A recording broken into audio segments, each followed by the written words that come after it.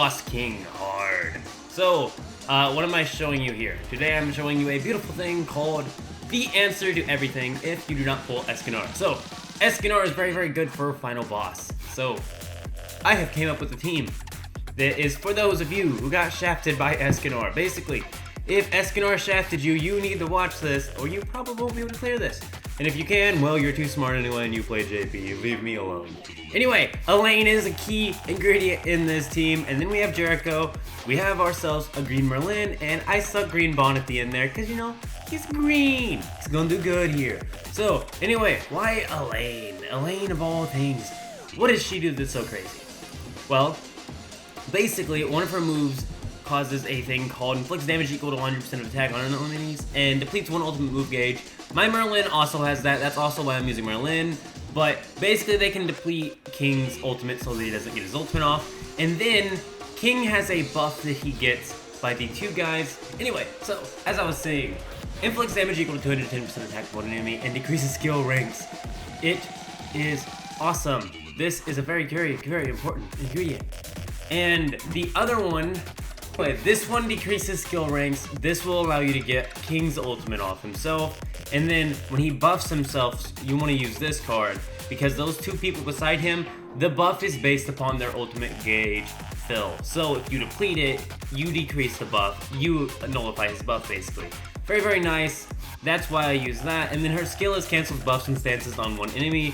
Inflicts damage, so look at there. And we can stun. So we've got a stunner, we've got an anti-buffer, we've got an ultimate move eliminator, and then we have another ultimate move eliminator being Merlin.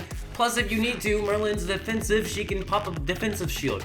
Then we have Green Jericho, who I think is mainly just a good green type damage unit. Yeah, she causes bleed, everything. She's a really, really good unit. Inflicts weak point damage, so there we go. Oh, and what's that say? Weak point, 3 times damage against debuffed enemies. I think they're getting debuffed by... Oh my god, stop inviting me to death matches.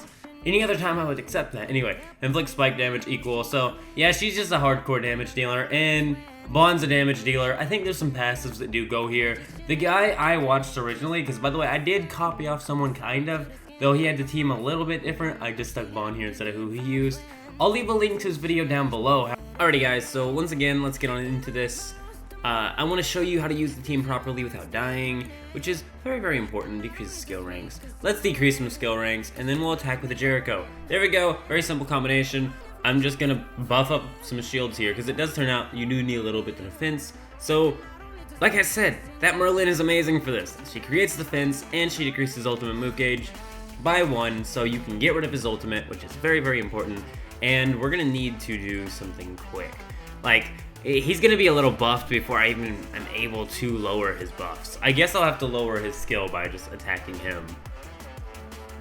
But, yeah, no, he's a little bit buffed. Decrease skill ranks. There we go. We're going to buff ourselves up again because that's important. And Merlin is going to decrease his skill as well. So, double, there we go. Double trouble, let us go. Because... here we go. This is no longer having an ultimate because of Merlin, and we're almost done. We're almost done with killing him. Like, I think that ultimate there will actually kill him right now. So, we should be able to be on the second round in just a second, actually. See, look, our defensive shield's working pretty well. We're not doing bad. I'm really happy with how this round's turning out. Now, the previous round was a little bit of a mess towards the end.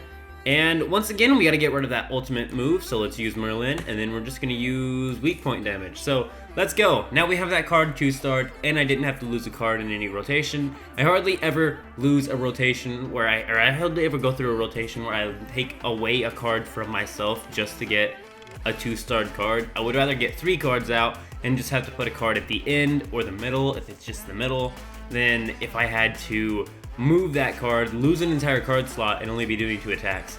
It just doesn't seem to make sense to me if I can still get the attack off, even if it loses a little bit of the validity of the move itself. So, once again, Elaine's just gonna powerhouse through this, guys. I am sorry, but we're about to see depletes 1 ultimate move gauge, and we're also about to see this right here. So, Elaine's about to power through this. We'll get some more weak point on Jericho, but this is gonna be a lot of damage from Elaine specifically. Look at that, 46k right off the bat. We were getting rid of some of that buff. Now we're decreasing the skill rank. Now we're just doing so much right now. Jericho causing weak point. Look at that HP. We don't have a single dead person on our team, but we don't have any defense either, so it's concerning to say the least, but I don't think he's gonna do anything but damage Jericho a little bit. And once again, we have that stuff decreased. He is causing more defense issues, but it's okay because right now we got this. We got cancels buffs and stances on one enemy. Let's get that done. Then we got inflict spike damage. Let's get that done, and then we will go ahead and decrease skill ranks. So the next wave, we will be able to decrease the buff that he has, which is not this wave, but that's fine. We're still getting ultimates off here. 72k. Jericho pulling up with 72k, finishing him off. Like I said, hard mode's super easy, and here's the thing, guys, you don't have to do the other difficulties.